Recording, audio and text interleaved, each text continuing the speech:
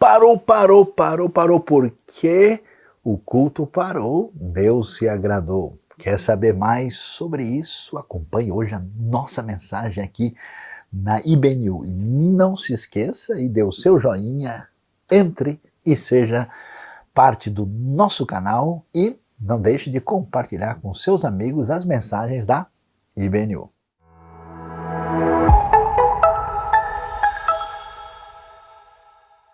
E é com alegria que vamos continuar na nossa celebração, agora tendo um tempo especial para ouvir a reflexão sobre a Palavra de Deus, e você muito bem-vindo neste momento especial. E aliás, hoje nós vamos falar de algo um pouco assim controvertido, né?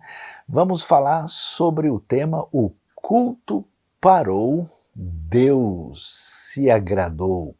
E a pergunta é: parou por quê? Afinal de contas, que história é essa? Nós estamos aqui celebrando, cultuando e falando que o culto parou. O que é que nós temos neste momento especial quando estamos refletindo sobre adoração? E eu queria começar com uma leitura do texto de Mateus capítulo 5, quando temos aí dois versículos que chamam a nossa atenção. Mateus 5, verso 23 diz: "Portanto, se você estiver apresentando sua oferta diante do altar, e ali se lembrar de que seu irmão tem algo contra você, deixe sua oferta ali, diante do altar, e vá primeiro reconciliar-se com seu irmão, depois volte e apresente sua oferta." Esse texto é bastante interessante e curioso, e a gente tem que entender o que é que está acontecendo aqui.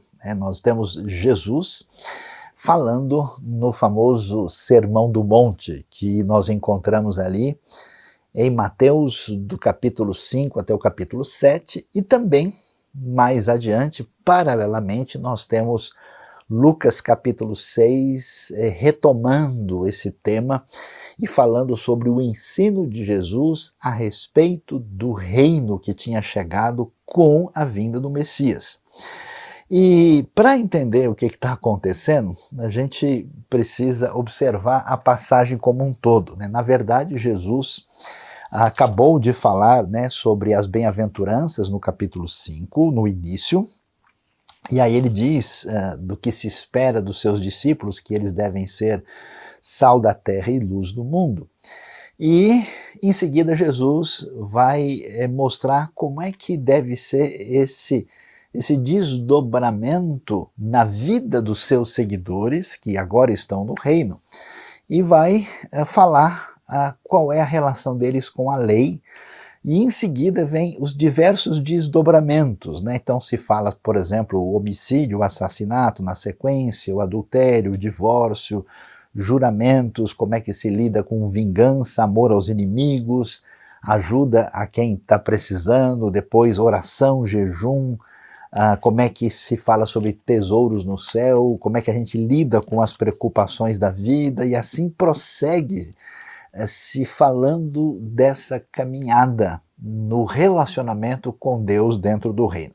Esse texto interessante que a gente acabou de ler, né, que se você estiver apresentando a sua oferta no altar e perceber que tem que resolver alguma coisa com alguém, e que esse momento de culto deve ser interrompido, está tratando exatamente do assunto que envolve homicídio e assassinato, está bem no centro dessa discussão, né? Tanto é que um pouquinho antes o texto diz que vocês ouviram o que foi dito aos antigos: não matarás, e quem matar está sujeito a julgamento, mas quem se ira contra qualquer irmão, contra o seu irmão, está sujeito a julgamento, e quem chama o seu irmão de racá, que no contexto aqui tem o sentido de herege, né, de pessoa reprovável diante de Deus, será levado ao tribunal, e quem chama de louco corre o risco de ir para o fogo do inferno. Então ele diz que você deve resolver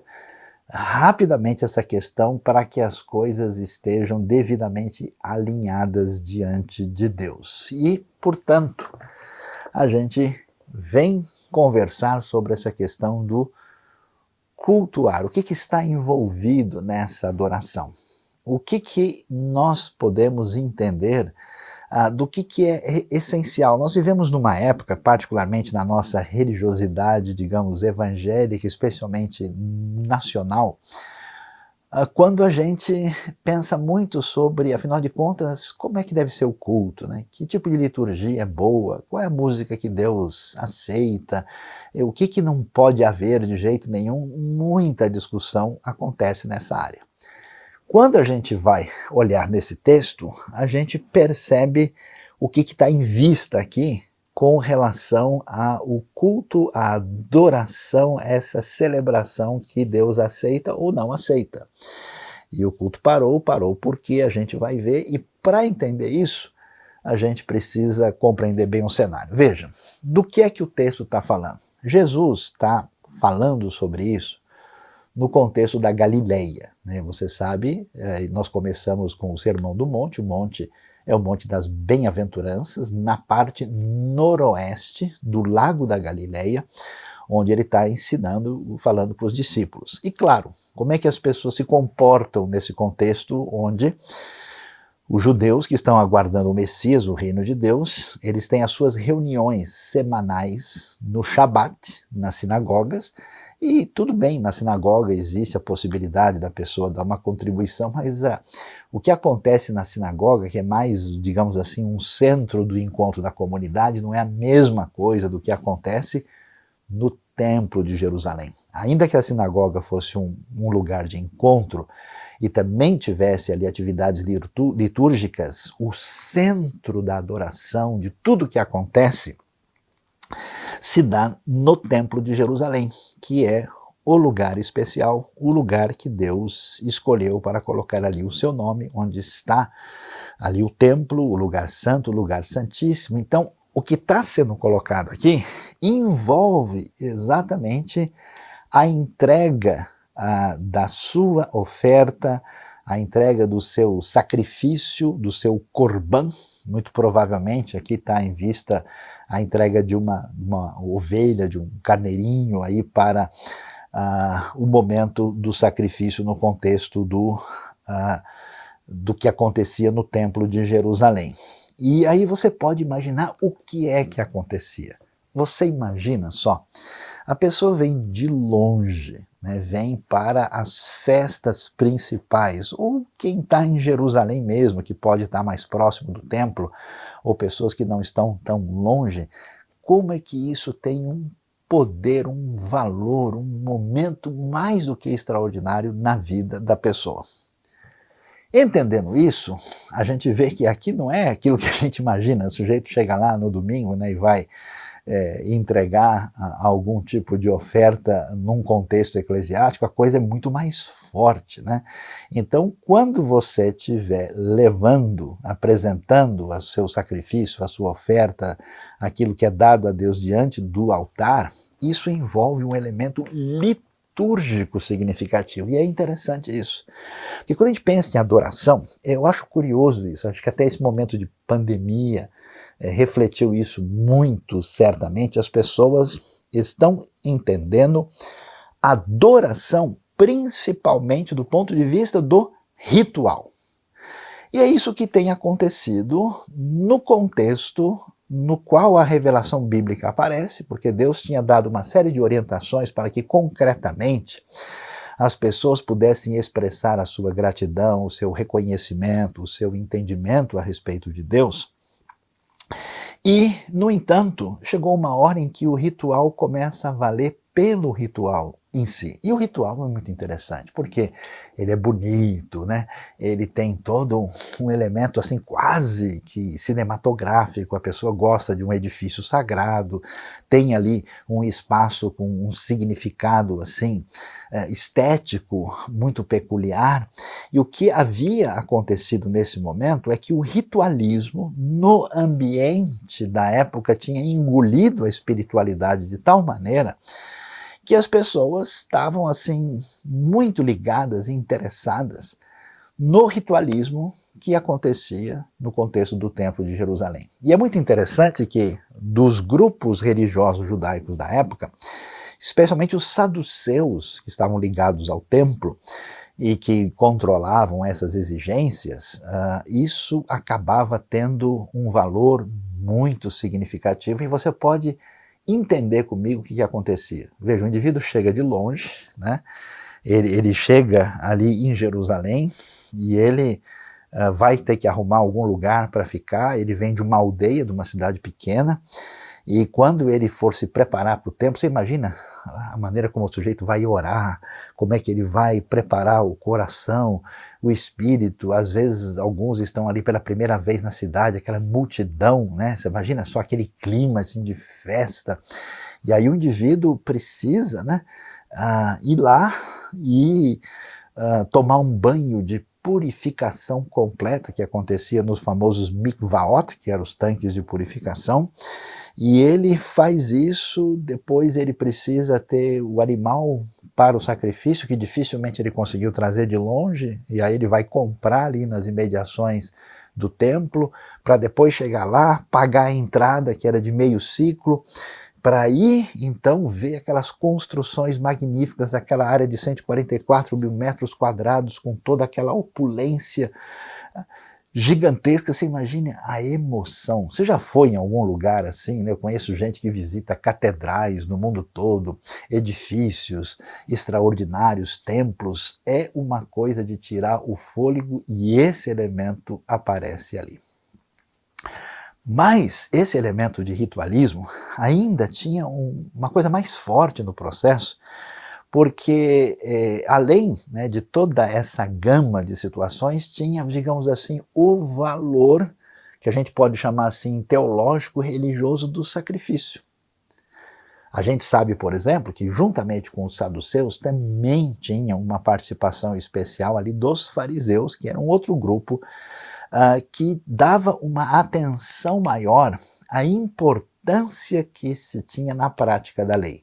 E boa parte da lei é uma série de orientações sobre como a gente deve cultuar. Porque o pessoal se perde um pouco, né? Hoje muita gente pensa assim, como é que eu vou para um culto onde eu fique feliz e eu seja agradado, né? E todo o contexto bíblico tem uma outra pergunta. A questão é, Deus aceita o culto que você oferece? Então, na busca de seguir meio que literalmente, mais ao pé da letra, a caminhada na direção de trazer o sacrifício, no contexto farisaico se pensava o seguinte: olha, a gente não pode interromper uma oferta, um sacrifício a Deus, porque você está no meio de um processo litúrgico especial, cultico. Imagina, você está naquele cultão assim, todo mundo naquele negócio, de repente parou. Parou por quê? Como assim? Interromper só, olha, desculpa, o culto agora vai interromper aqui na metade, a gente continua talvez numa outra ocasião. Quer dizer, o negócio era chocante e era considerado algo ofensivo e inaceitável diante de Deus. Você imagina um cenário como esse? Então, quando Jesus não está dizendo aqui, né, que simplesmente, quando você for lá dar uma oferta, você dá uma saidinha de lado, não.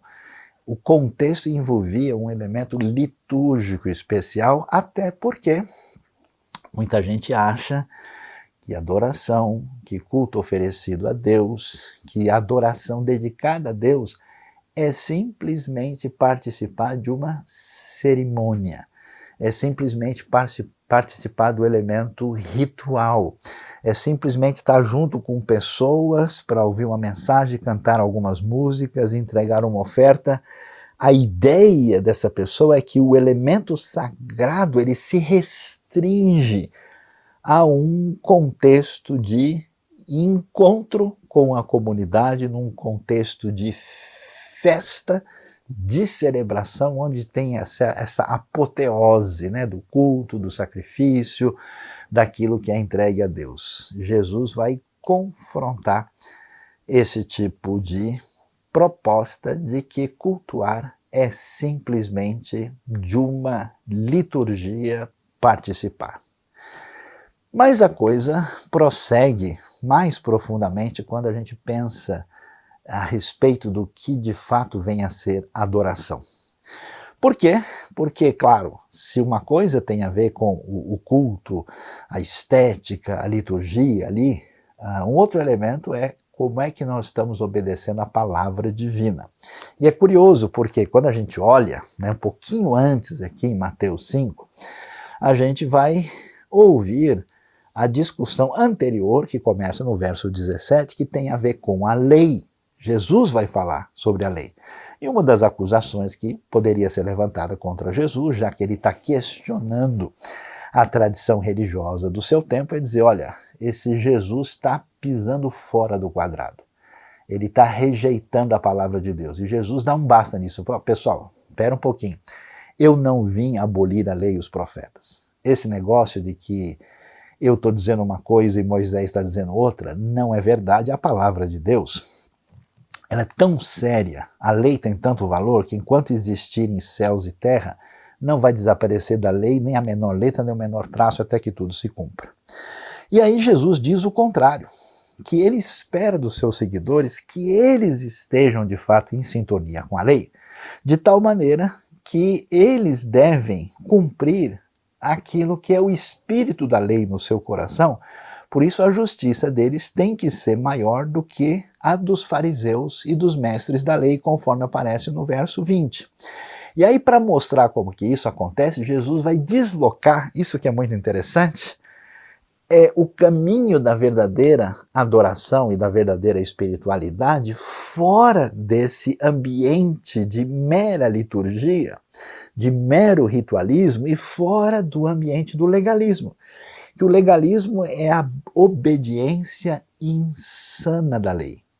É uma tentativa, apesar de ter o coração numa outra direção, de pisar no quadrado em relação à letra da lei sem entender o seu sentido, o seu significado e sua razão de ser. Então é uma falsa obediência que se desdobra geralmente numa criação de tradições paralelas que acabam substituindo a palavra de Deus e que dá origem a uma religiosidade rejeitada e que, na verdade, adoece, prejudica e não trabalha na direção do desejo que Deus tem para a nossa vida. Portanto, a gente deve pensar aqui como é que fica essa questão da nossa relação com a lei, já que a relação com a lei e com a palavra faz parte do culto, da celebração, da adoração. Olhando então para o texto, aí a gente entende como é que a coisa vai caminhar, porque Jesus começa a falar sobre a diferença da adoração verdadeira e, curiosamente, ele vai entrar nessa discussão do homicídio. Quer dizer, vocês estão preocupados com lei? Quer dizer, o que importa para a gente é prestar atenção aos detalhes da lei e participar dos rituais das grandes festas e dos momentos especiais. Ah, é? É só isso? Você já percebeu? Porque muita gente acha que isso é um problema do judaísmo. Mas isso não é um problema do judaísmo. É um problema da tradição cristã, da tradição evangélica, quando a espiritualidade é engolida por um tipo de legalismo ou por um ritualismo. Então é a mesma doença que atinge todos os grupos religiosos que não estão entendendo a razão de ser da diretriz da parte de Deus. Jesus então diz, olha, vocês sabem muito bem, vocês estão tão interessados na lei, não é isso? A lei é nossa diretriz, porque, claro, quando alguém ia numa sinagoga, por exemplo, ele vai ouvir o quê? A leitura da lei, dos profetas. Você tem o que a gente chama lá da leitura da semana, você tem uma chamada paraxá. Quando alguém vai no templo, nós temos também um lugar de honra dado à palavra divina. E tudo isso faz parte dessa centralização da lei. Pois é, e o que a lei diz? Muito bem, a lei diz, não matarás. Mas eu vou dizer para vocês que o problema não está simplesmente em não matar, mas naquilo que é a raiz desse elemento que culmina na morte do outro. Então Jesus começa a trabalhar na direção dizendo o seguinte, pessoal, olha, se a gente quer cultuar, se a gente quer adorar, isso significa que a gente tem que ver a amplitude do que isso significa. Por isso Jesus vai em cima da questão dizendo o seguinte, olha pessoal, vocês estão preocupados em pisar no quadrado em relação à prática da lei, vocês estão preocupados com os detalhes ligados ao ritual, mas a questão que Deus procura é como é que está a coisa dentro de você, na sua relação com o próximo. Por quê? Porque se alguém entra no reino, se alguém é atingido pela graça de Deus, se alguém se torna discípulo de Jesus, essa pessoa entra nessa sintonia da graça que estabelece essa relação diferenciada para com Deus e ela muda no seu relacionamento com os outros. E muito interessante isso, porque a gente vai ver, especialmente em Lucas, isso aparece forte também, que quando vai se falar desse assunto, se diz que a gente não pode colocar vinho novo em vasilha de couro velha. Mostrando que o que a gente precisa não é de um ajuste de uma vida religiosa, não é saber que quadrado a gente pisa melhor, não é saber se o culto tem que ter mais uma música desse jeito ou do outro jeito, não é saber que tipo de liturgia é mais legal, que boa parte do nosso mundo evangélico, legalista e ritualista fica exatamente discutindo essas coisas que é um tipo de neofarisaísmo do contexto de hoje. A pergunta não é essa. Essas coisas são secundárias, tem o seu lugar, claro que tem coisa de mau gosto, claro que tem coisa que não faz muito sentido, claro que tem coisa contraditória, mas o foco é outro. Então Jesus vai para o centro da coisa e ele começa a tratar do assunto que é um negócio fundamental diante da lei. Você já imaginou uma coisa dessa? A Bíblia nos surpreende a gente, na hora de falar de culto, ela fala de homicídio, né? Na hora de falar de adoração, ela vai tocar no tema de assassinato, que aliás é uma coisa que já aparece lá em Gênesis 4, na história de Caim e Abel. E então é interessante como nós temos esse negócio perigoso, né? Em que a falsa adoração significa a corrupção que pode terminar em uma destruição das relações humanas mais profundas, e isso é extremamente sério. Por isso o texto diz, olha, quando você achar que você está fazendo a liturgia mais adequada, né? Então a gente pode pensar aqui nos evangélicos mais históricos, com o seu culto formal, mais tradicional, pessoas bem vestidas, música num perfil assim mais conservador, ou naquele pessoal mais contemporâneo, mais à vontade, com músicas que refletem a realidade do contexto atual. Ou a gente pode pensar, né, dos cultos mais solenes, dos mais barulhentos, todo esse tipo de coisa. E quando a gente olha para o texto, o foco de Jesus, ele interrompe essa questão do momento do cultuar, da entrega, né? Que aquilo que era o ápice, que o sujeito vem trazendo o que ele podia, né? Um sacrifício ali realmente de um animal no templo de Jerusalém, toda aquela coisa que envolvia essa discussão legalista e ritualista, e diz, olha, você veio para o culto, veio para adorar. Ah, você está aqui com mãos levantadas, você está aí cantando muito, ah, você está fazendo tudo. Como é que está o seu relacionamento com as pessoas? Ou seja, aquilo que representa o perigo que envolve a finalidade do reino, que é exatamente ser sal da terra e luz do mundo, que é a relação com o próximo, esse veneno que destrói, que mata as pessoas, esse veneno que mostra que as pessoas não estão numa relação de adoração a Deus, a pergunta é como é que está isso na sua vida. E eu fico surpreso com o texto, por quê? Porque um fariseu ouvindo isso, ele ficaria de cabelo em pé. Como assim? Você está no meio do culto, você lembra que tem um problema com alguém, você interrompe o sacrifício, né? Alguns estudiosos até dizem, não, esse negócio aqui não deve ser bem assim, porque era impossível interromper um sacrifício, mas é muito certo que Jesus fala isso para chocar. Aliás, esse texto chama a atenção, porque muitos estudiosos muito críticos sempre tentaram dizer que Mateus é um livro posterior, escrito muito tempo depois, e que talvez nem foi Mateus mesmo que escreveu. Então esse texto está falando do culto que acontecia em Jerusalém, que não pode mais acontecer depois do ano 70. Então você tem aqui uma descrição de uma realidade que mostra, né, o texto de Mateus de fato sendo suficientemente antigo, antes da destruição do templo. Mas esse elemento à parte, a gente descobre uma coisa interessantíssima, que Jesus não diz, preste atenção, isso aqui realmente, inclusive, mexe comigo. Jesus não diz o seguinte: se você se lembrar que você brigou com alguém e deixou uma pessoa machucada, você tem que ir lá acertar. Jesus não diz: se você percebe que ficou alguma coisa com alguém, que você está com raiva da pessoa, você sentiu a culpa, você tem que ir lá resolver esse negócio. A coisa é forte demais. O que Jesus está dizendo, e eu vou ler de novo para que você veja o que está sendo dito no texto pelo nosso Mestre e Senhor, ele diz o quê? A Bíblia é clara.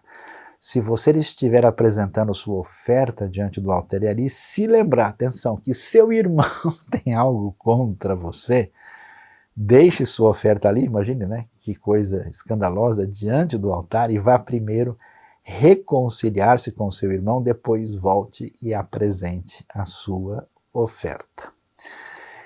Isso é impressionante porque não se trata apenas do elemento que envolve o problema que eu tenho com alguém.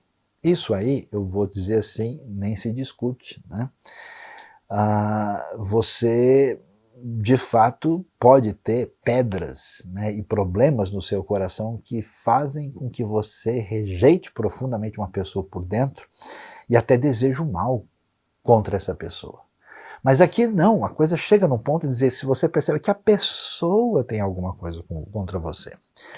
Aí isso mostra pra gente esse negócio impressionante que tem a ver com a chegada do reino. O que é o Evangelho? O Evangelho é o amor escandaloso e inefável, indizível da parte de Deus, que invade a nossa vida de tal maneira em que, olhando para nós, nós não temos esperança, reconhecendo pela luz do Espírito de Deus a nossa profunda maldade, a nossa condição de fragilidade fundamental, os nossos pecados, a nossa desesperança plena.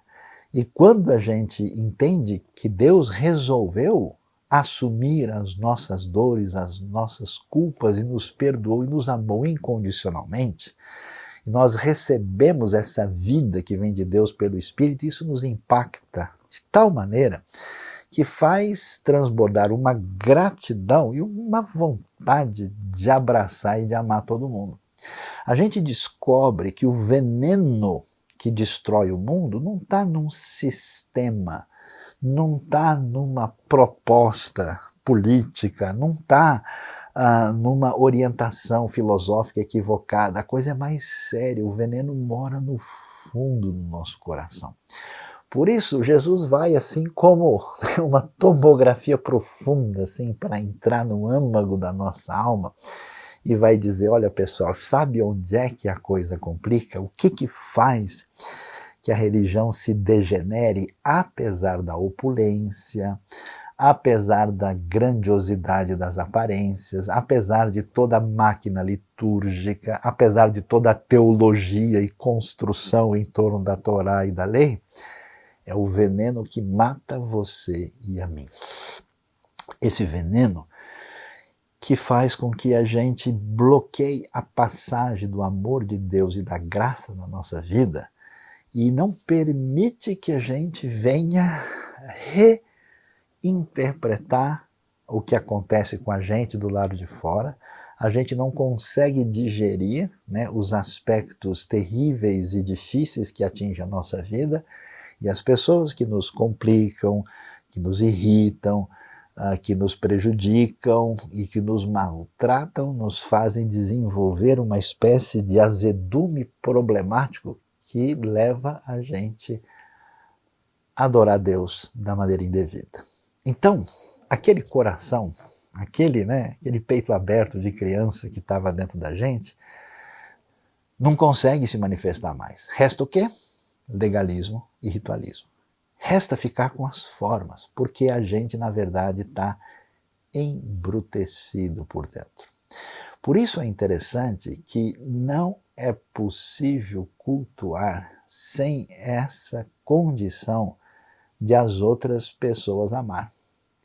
É interessante que a gente se preocupa tanto, né, com elementos religiosos muito específicos, e Jesus foi tão simples, focalizando para nós com clareza que espiritualidade fundamental envolve amar a Deus sobre todas as coisas e ao próximo como a si mesmo. Então você veja que o coração machucado e dolorido faz de tudo para fugir disso, para criar um sistema paralelo que vem desse coração dolorido, embrutecido, machucado, que não bebe dessa graça divina.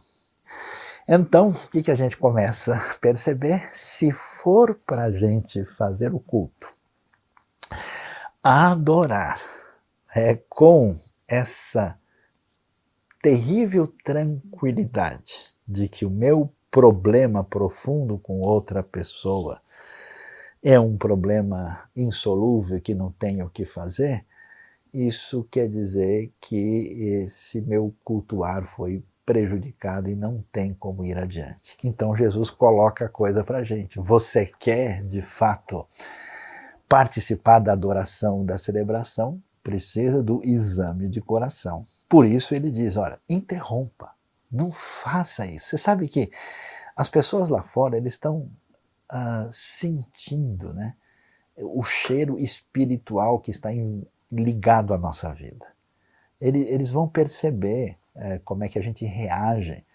E quando a gente reage como todo mundo, que todo mundo reage como? Olha, se o sujeito não foi legal comigo, ele que se exploda. Ele vai ver, tomara que ele tome na cabeça, ele vai aprender o que é bom. Se a gente está nesse tipo de postura, a gente é igual a qualquer pessoa, né? Jesus criticava os religiosos que, apesar de eles serem tudo aquilo que eles eram externamente, no fim eles tinham o objetivo egocêntrico de serem agradados à custa de qualquer situação. E então o que ele vai dizer? Olha, primeiro, você precisa acertar as coisas com seu irmão. Entre em acordo com o adversário. Faça isso enquanto é tempo, porque você vai ser entregue ao juiz e depois você vai ter problemas. E você não vai sair de lá enquanto não pagar o último centavo. Jesus está dizendo que essas coisas têm desdobramentos e consequências que atingem a nossa vida de maneira significativa. A pergunta é, então, que tipo de adoração Deus aceita, já que esse negócio é tão difícil? Tá bom, Saião, você está falando aí desse negócio, mas vamos falar a verdade. Pô, não dá, né?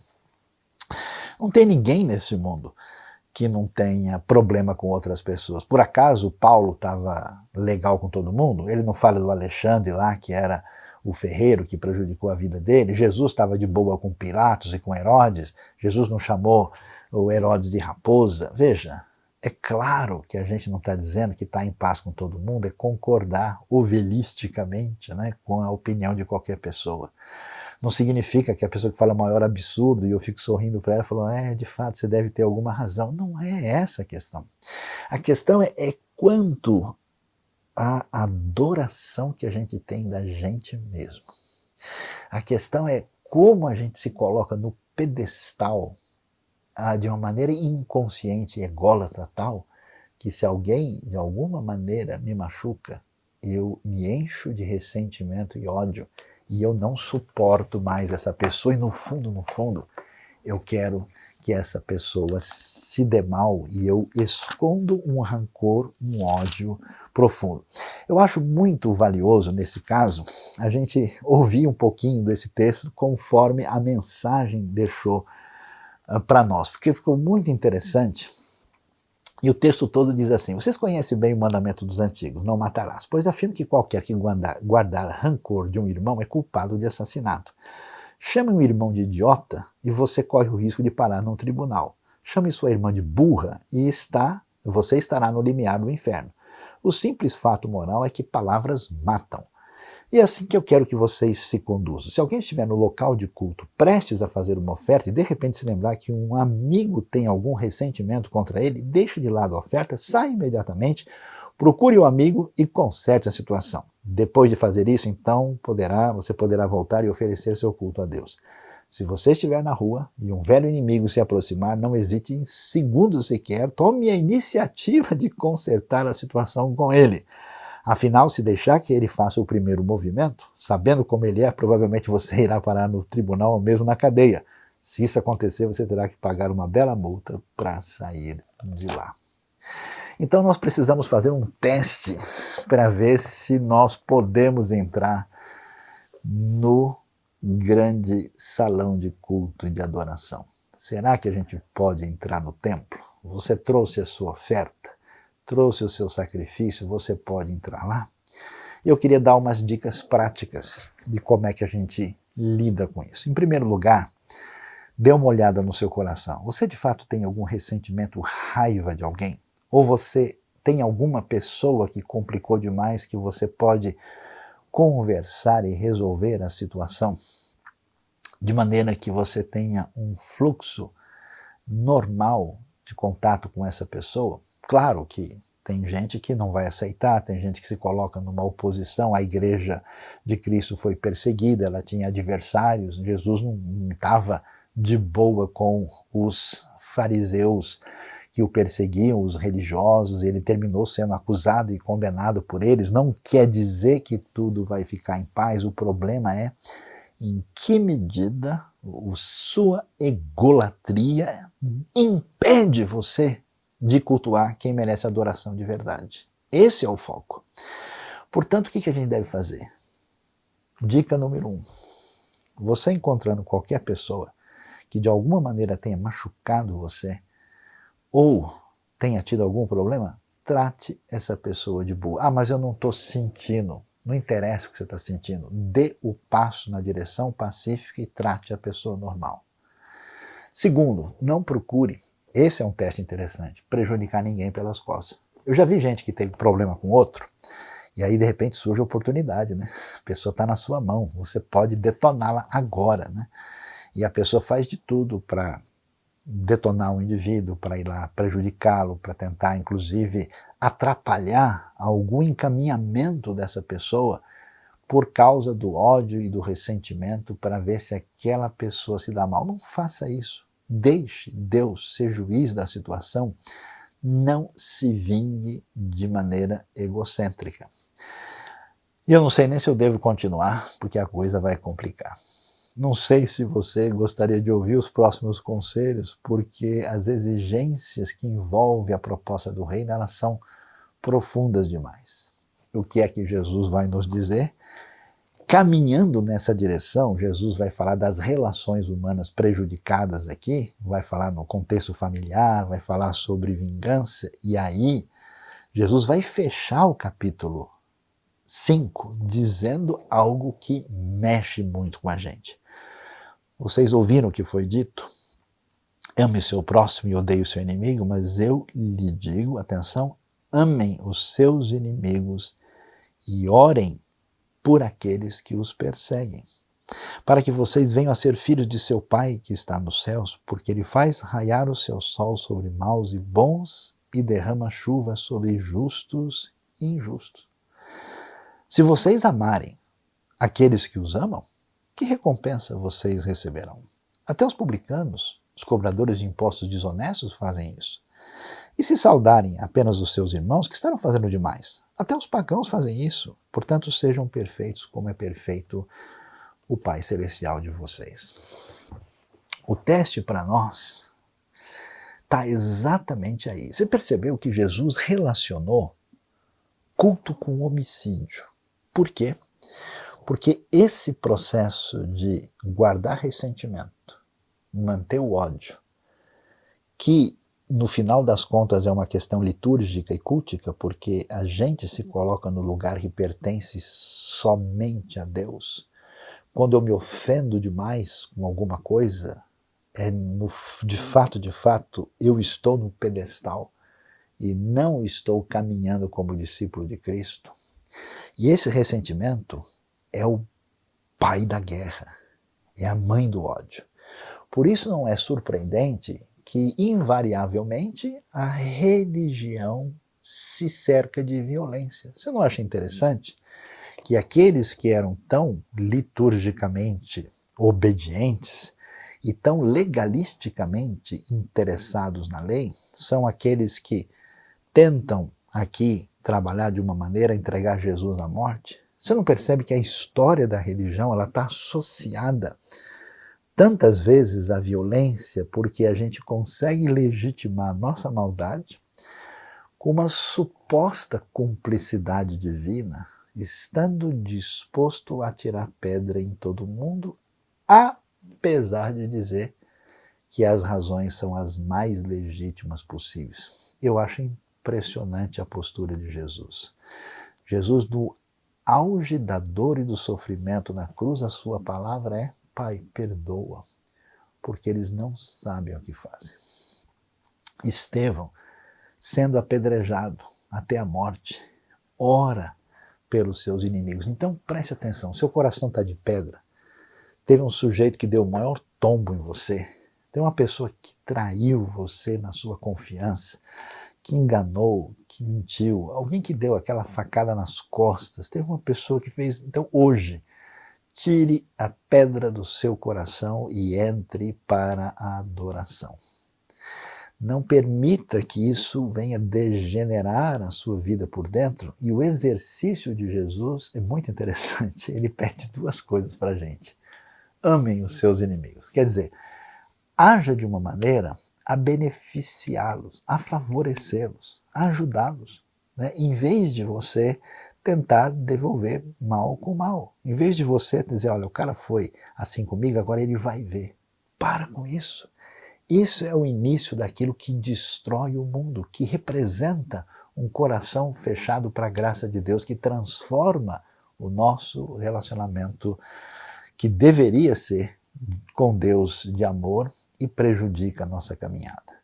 E o outro conselho de Jesus, aí você vai praticar isso hoje. Você deve orar por aqueles que perseguem vocês. Você já experimentou? Eu já tentei fazer isso. Já fiquei com raiva de algumas pessoas que pisaram na bola comigo.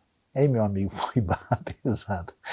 Eu fui tentar fazer oração, ó, deu uma travada assim, parece que tinha um caroço de manga aqui, né? Preso na garganta. Senhor, abençoa, quer dizer, com vontade de dizer outra coisa, né? Senhor, detona esse cara que ele não presta, né? E a gente tem que fazer o exercício de orar por aqueles que nos perseguem. E perseguir na Bíblia era gente perversa, poderosa, que tinha de fato prejudicado a vida dessas pessoas sem razão nenhuma. Hoje nós estamos no momento da polarização, do ódio, da violência, onde todo mundo acha que em nome de uma pretensa justiça, verdade proposta reage de uma maneira a agredir as pessoas que Deus ama e por quem Cristo morreu. Deus abençoe a nossa vida e que a gente pare o culto agora, interrompa. Parou por quê? Porque assim não pode haver verdadeira adoração.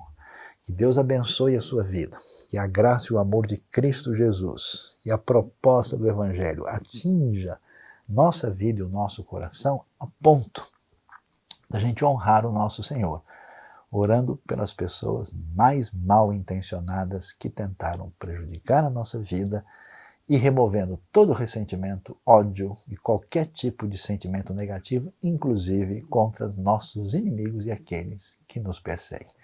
Deus abençoe a nossa vida, Deus abençoe nosso coração, e aí sim, a gente está pronto para a adoração.